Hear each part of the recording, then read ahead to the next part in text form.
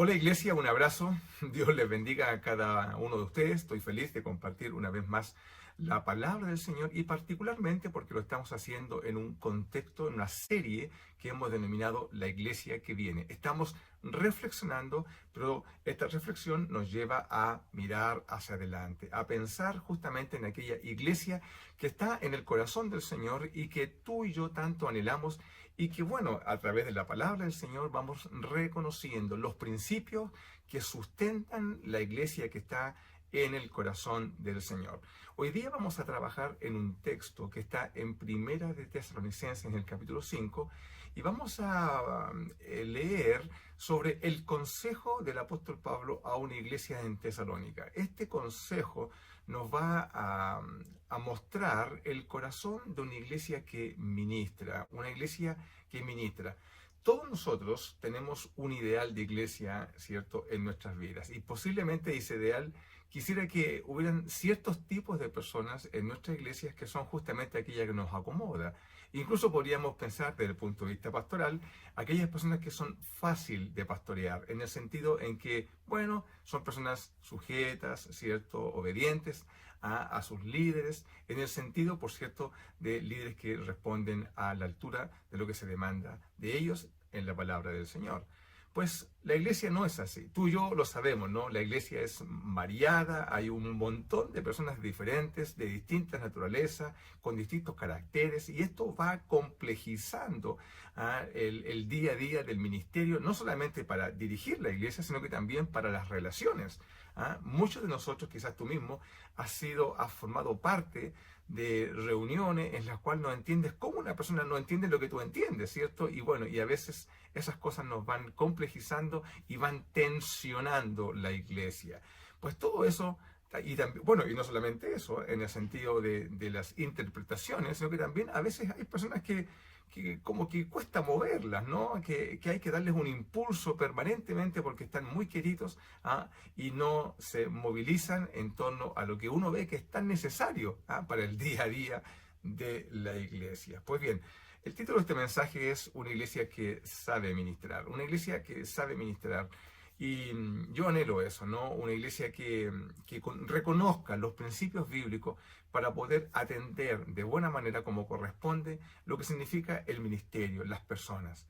En nuestra iglesia siempre tenemos un dicho, ¿no? Decimos así, decimos, el ministerio tiene rostro de persona, ¿ya? Es decir, lo que le hace sentido a todo lo que hacemos es porque hay personas y las personas responden a un montón de condiciones que van haciendo muy complejo, pero muy desafiante, un desafío hermoso, ministrar la iglesia del Señor. Pues bien, una iglesia que sabe ministrar es una iglesia que sabe valorar el trabajo de quienes presiden. Vamos a leer Primera de Tesalonicenses, capítulo 5, en el versículo 12. Dice, os rogamos, hermanos, está el apóstol Pablo enviando una carta a los tesalonicenses, una iglesia muy especial que estaba viviendo en muchas tribulaciones, producto de una persecución, en fin, una iglesia muy sufrida, y le dice, hermano, aún en ese contexto, les ruego que reconozcáis a los que trabajan entre vosotros y os presiden en el Señor, ¿ya? Y os amonestan. Y el consejo del apóstol dice,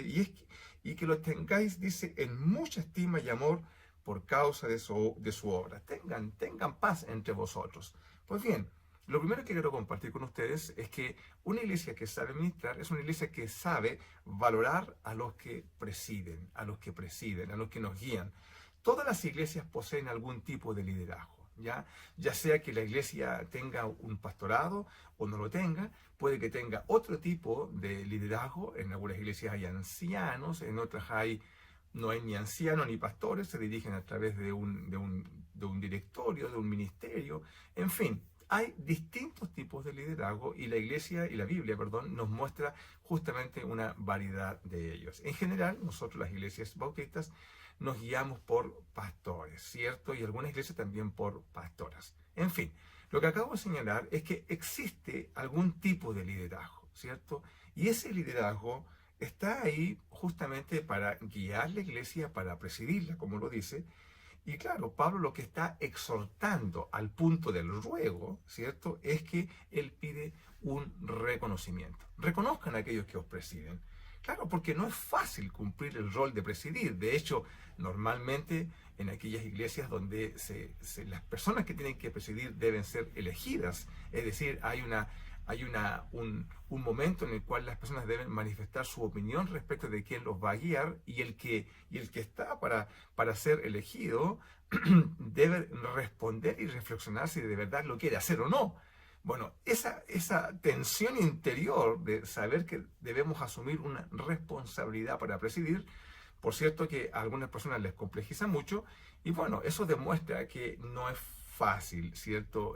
Presidir justamente por lo que señalé al comienzo, porque las personas responden a una multivariedad de formas de ser y no es fácil hacerlo. Pues bien, por eso que el apóstol Pablo dice, bueno, yo les pido que los reconozcan, ¿ya? Porque no es fácil cumplir el rol de presidir, pero al mismo tiempo amonestar, ¿cierto? Porque el apóstol dice, os ruego que los reconozcáis a los que os presiden y os amonestan. Este binomio, ¿no? Entre presidir y amonestar es muy complejo, porque una persona toma el rol de dirección, de exhortar, a veces con firmeza, con mucha firmeza, pero al mismo tiempo tiene que presidir y tiene que abuenar, tiene que hacer allegar las voluntades.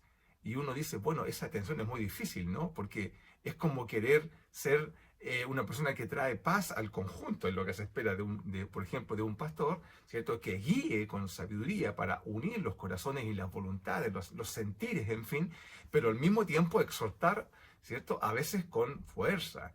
Esto es complejo, ¿eh? Y todos los que estamos en roles de presidir, particularmente la iglesia, sabemos que es así.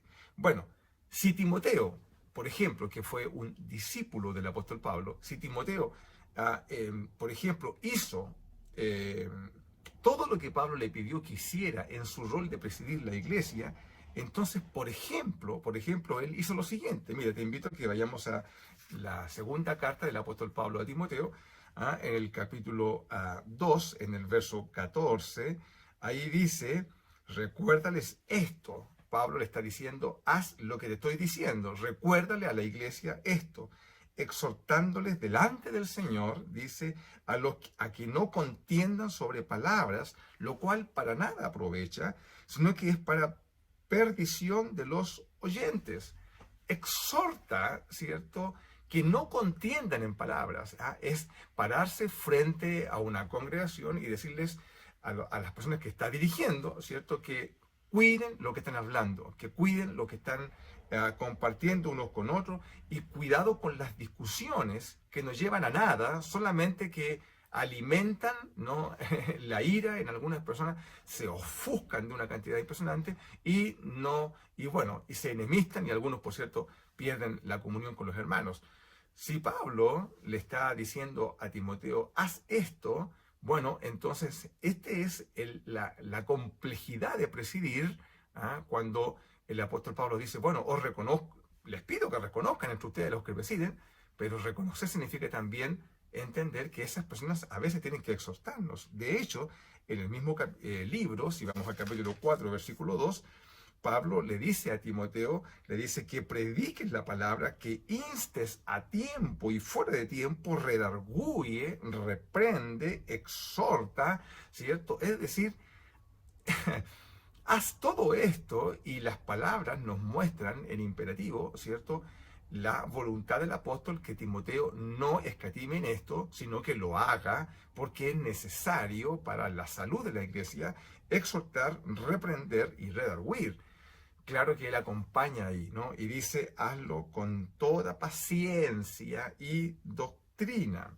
Es decir, sujetándote, por cierto, a la palabra del Señor. Por supuesto, esto que estoy señalando dice relación con la autoridad. Una persona, como yo siempre digo, permíteme esta reflexión, yo siempre digo, yo soy pastor de aquellas personas que se dejan pastorear por mí. Es decir, yo estoy en la iglesia, pero yo no soy pastor de todas las personas que están ahí. Yo puedo ir el domingo, soy el pastor nominal de la iglesia, ¿cierto?, para exhortar, predicar, etcétera, guiar lo que tengo que hacer en razón de mi rol. Pero hay personas que están sentadas, que escuchan, pero que atiendan el consejo particular en una conversación donde podamos unirnos y conversar a veces aspectos muy íntimos de las personas y que esas personas los atiendan y los reciban con amor y aún más se sujeten al consejo si es bíblico, eso es otra cosa. Entonces, por eso que aquí estamos hablando de autoridad. ¿Ah? Autoridad, según las mismas palabras del apóstol, cuando si volvemos a Primera Tesalonicenses, según las mismas palabras de él, lo que encontramos es que esta autoridad se obtiene a partir de la obra, del trabajo. Porque mira cómo dice, ¿no? Dice, y que los tengáis en mucha estima, en el versículo 13, y amor a causa de su obra, a causa de la obra que ejercitan las personas que presiden. Es decir, la autoridad se gana en el trabajo. Nadie es pastor por decreto, o por lo menos yo eso creo. ¿Ah? Una persona y nosotros, como en nuestra eclesiología denominacional, justamente apuntamos al hecho de que los pastores son personas reconocidas por la congregación. Es la congregación quien define quién va a ser su pastor y lo hace porque reconoce en esa persona autoridad espiritual, autoridad para dejarse presidir, dejarse exhortar, dejarse redarguir, etc. Pero esa voluntad viene como reconocimiento de la obra, del trabajo de esa persona y por cierto del carácter y todas esas características que el apóstol nos señala tanto en Timoteo como en el libro de Tito. Son las características de quienes nos presiden. Entonces, aquí hay una situación y el apóstol Pablo dice, bueno, yo les pido que reconozcan a los que os presiden, ¿sí? Pues bien, es por causa de la obra que los tenemos en alta estima, ¿cierto? Qué hermoso es tener estima a aquellas personas que apartan tiempo, apartan voluntad, apartan recursos. Algunos renuncian a mucho tiempo familiar, renuncian a tiempo de ocio, renuncian a hacer otras cosas que les podrían tensionar menos sus emociones, sin embargo, reciben el llamado de Dios para presidir. Y Pablo dice, reconózcanlo, ténganlos en mucha estima, porque son personas, ¿cierto?, que les presiden en amor, en fin, y todo lo que acabo de señalar. Pues bien, para ser incluso más específico, la autoridad de una persona que nos preside, dice, y podemos seguir el ejemplo, ¿no? Por ejemplo, ahora vamos al libro de Primera de Timoteo, pero en el capítulo 4, ahí encontramos los consejos justamente del apóstol Pablo en este sentido. Mira cómo dice el versículo 12. Dice, ninguno tenga en poco tu juventud, sino sé ejemplo de los creyentes en palabra, conducta, amor, espíritu, fe y pureza. Sí, aquí me acuerdo de una anécdota que tengo hace muchos años, por cierto, cuando ya comenzaba mi ministerio, tenía cerca de unos 28 años, ya era el pastor principal de la iglesia, y bueno, yo estaba en la iglesia y llegaron unas personas, había mucha gente, y bueno, yo me acerqué, los saludé, ¿cómo están? Bien. Ya pasó un rato de conversar y me dicen ellos, bueno, oye, ¿nos puedes presentar por favor al pastor? Yo soy el pastor, no me podían creer. ¿Por qué? Porque ellos asociaban sabiduría, autoridad, ¿cierto?, a un rostro de una persona más adulta. Pero Pablo le dice a Timoteo, nadie tenga en poco tu juventud. ¿Ya? Si tú has sido llamado para el ministerio pastoral, por ejemplo, ejercítalo y dice de tal manera que lo hagas, ¿cierto?, siendo ejemplo a los creyentes. La autoridad justamente se obtiene del ejemplo. Y dice, ¿en qué tipo de ejemplo? Bueno, en palabra, en conducta, en amor, en espíritu, en fe y en pureza. Si nuestras personas que nos presiden nos pueden dar el ejemplo justamente a través de este contexto que acabo de señalar, a través de estas cualidades, yo no tengo problema en sujetarme, no tengo problema en recibir el consejo de una persona que sé que es prudente en las palabras que señala, en la forma como lo dice, pero además es una persona, un hombre, una mujer de fe, ¿cierto?, que tiene amor y que tiene, por cierto, pureza de pensamiento, de vida, etc. Yo no tengo ningún problema en sujetarme. Por eso que quien nos presiden tiene una tensión permanente de responder a la altura de lo que Dios demanda de sus vidas para ejercitar, ¿cierto?, y presidir en el nombre del Señor. Yo sé que hay todo tipo de personas y algunos ni se sujetan a esto y están delante de las congregaciones. Pero bueno, ahí está el consejo bíblico para que la iglesia reconozca en ellos por su obra y los tiene en estima justamente por la obra que ellos realizan. Esto es decir, la autoridad se obtiene siendo ejemplo.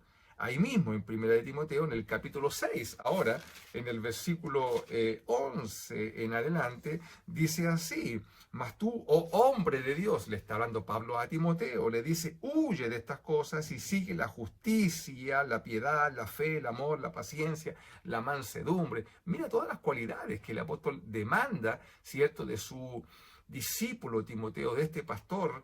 Le demanda cualidades que le van a levantar en autoridad para ejercitar el rol, ¿cierto?, el ministerio de manera como el Señor lo está estableciendo.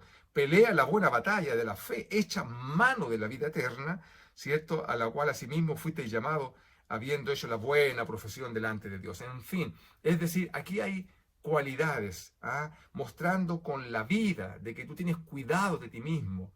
Hay un texto en el cual el apóstol Pablo le dice, ¿no? Le dice: ten cuidado de ti mismo.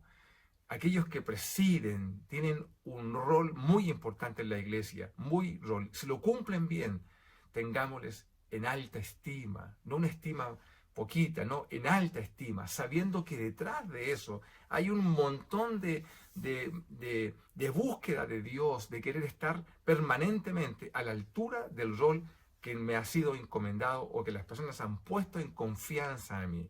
El domingo recién pasado tuve una conversación con un matrimonio que asiste a nuestra iglesia. Llevan muy poquito tiempo y yo me acerqué y les dije: queridos, gracias por estar con nosotros. Y la dama me decía: no, pastor, gracias a usted. Y yo le decía: lo que pasa es que desde mi punto de vista, que una persona vaya a una iglesia, se siente durante un par de horas a escuchar, a recibir, a dejarse ministrar, escuchar un mensaje que a veces es de exhortación, hay imperativos fuertes, ¿cierto?, en la exhortación, es un acto de confianza. Yo voy a una iglesia porque confío que las personas que están presidiendo me van a entregar lo que es palabra de Dios. Si voy a una iglesia, yo esperaría que aquellos que están presidiendo, organizando el ministerio, me van a entregar justamente lo que la palabra de Dios está ofreciendo. Es decir, es un acto de confianza. Y yo le decía: gracias por la confianza que han puesto en mí.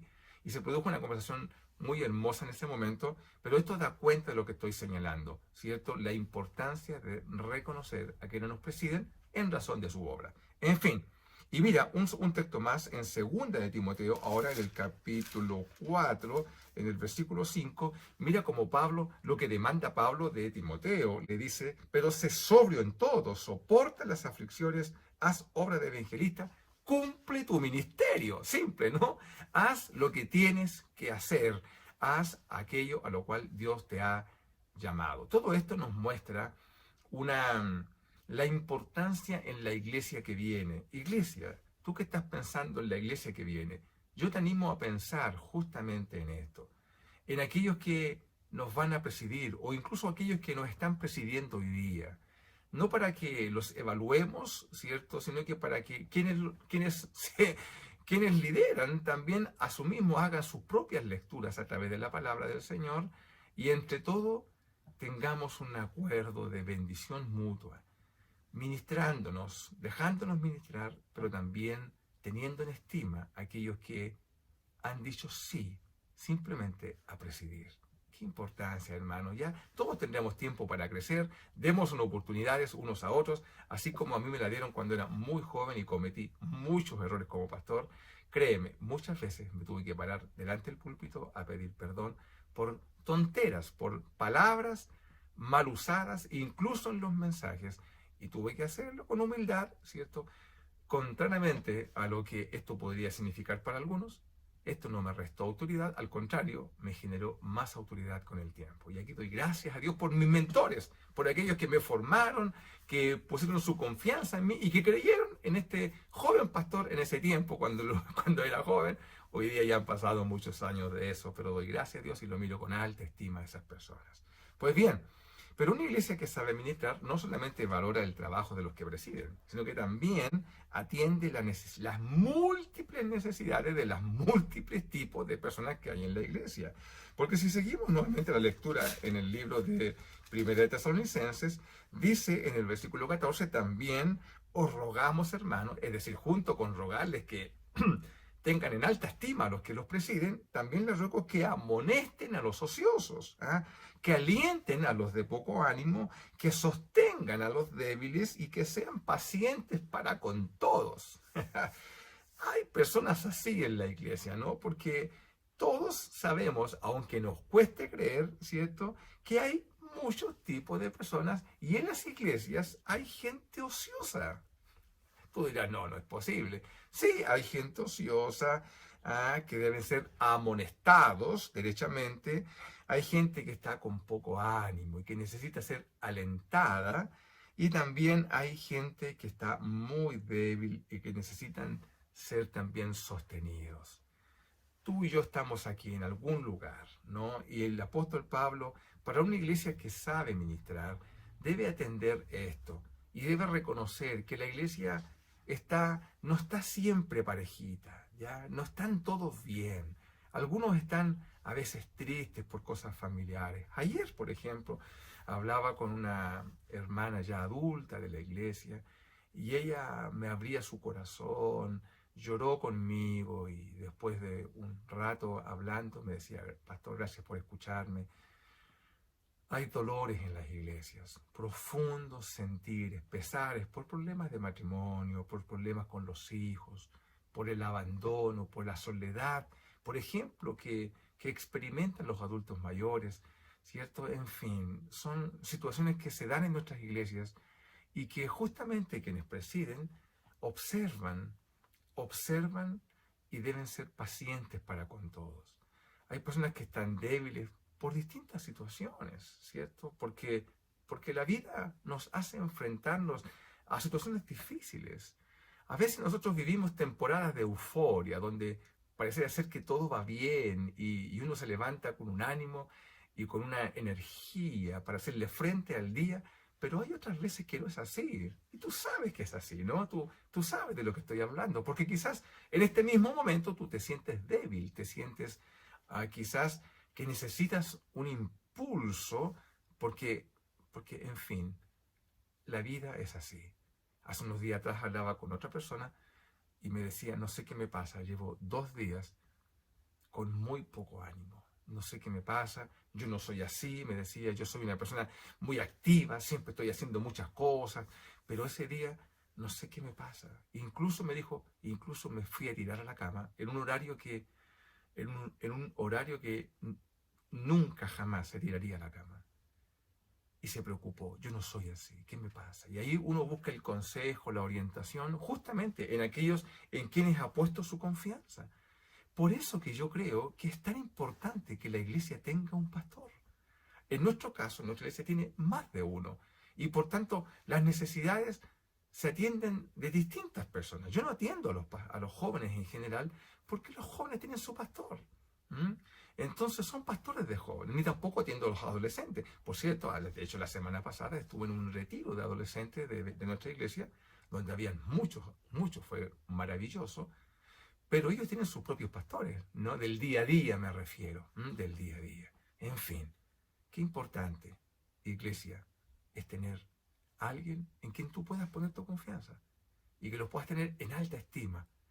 No porque se te decretó ahí, no porque se puso, porque lo pusieron, déjame decir bien, estar bien claro, sino que tú has puesto tu confianza en alguien que por sus obras, por su atención, por levantarme, por ayudarme, ¿cierto? Por exhortarme, a veces por hablarme con firmeza, volverme a centrar cuando he perdido el centro en el Señor, a veces corregirme porque estoy hablando de más, o porque estoy levantando una situación en la iglesia que necesita corrección urgente, porque podrían ser una semilla a una división. Todo eso, qué importante es el trabajo de quienes nos presiden. Pero recordemos que al otro lado hay personas, ¿cierto?, que necesitan tanto de Dios en distintas situaciones. Los ociosos, bueno, los ociosos deben ser amonestados.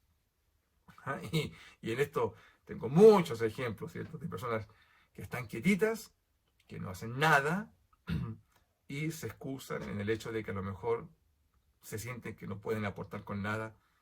Todos nosotros podemos aportar en algo. Creo que ya te compartí en algún momento, nuestra iglesia tiene un albergue para gente en situación de calle, ahora ya es permanente.